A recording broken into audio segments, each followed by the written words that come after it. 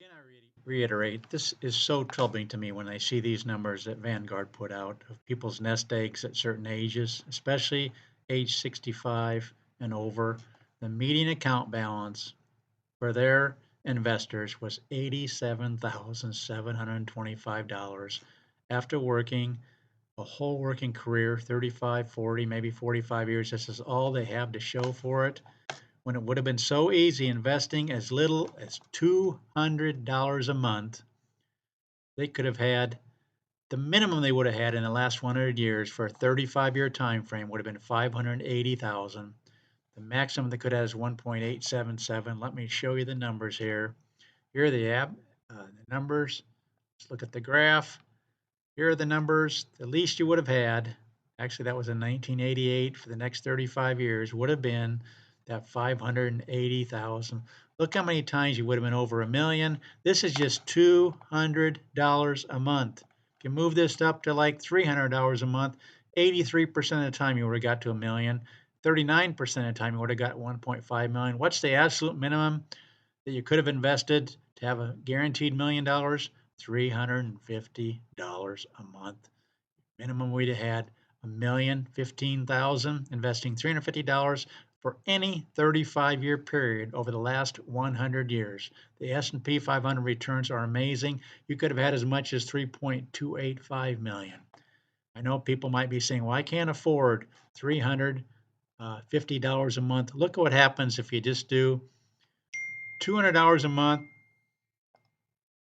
increase that by 3% a year, which is inflation's been 3% a year for the last 100 years. Let's go up to 250. I think this is probably going to put us over. $250 a month, increasing that by 3% a year. In other words, 250, 258, and so on.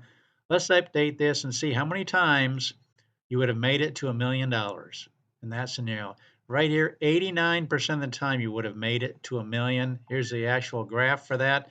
Again, investing $250 a month, increasing that by 3% a year. And just a few times you wouldn't have made it to a million. In fact, it would have been 11% of the time you wouldn't have made it to a million. Look how many times you would have made it to a million. Just with that scenario, people really don't have a valid excuse for not being millionaires when they retire.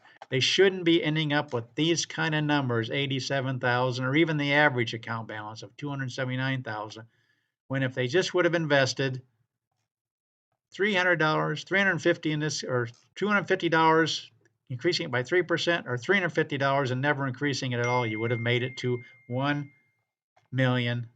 I just want people to see these numbers. Please subscribe to this channel. We not only look at the accumulation stage, getting to a million. Recently, we've been looking at the withdrawal stage, how you can stay in the S&P 500 and still be in good shape if you just plan accordingly.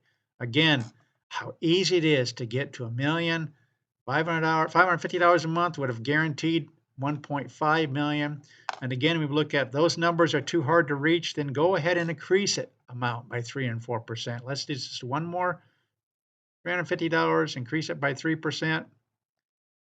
Look how much you would have after 35 years.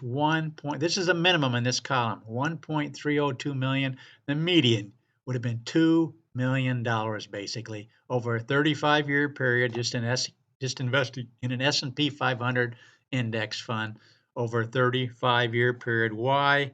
Because you get these kind of returns right here. Any 35-year period, you're going to average, the lowest you're going to find in any of the last 100 years is 11%. That's why you can get these kind of numbers over a long period of time. If you're just in it for a long period, be in it for 35 years. Start when you're in your 20s, and this is the kind of money you can have.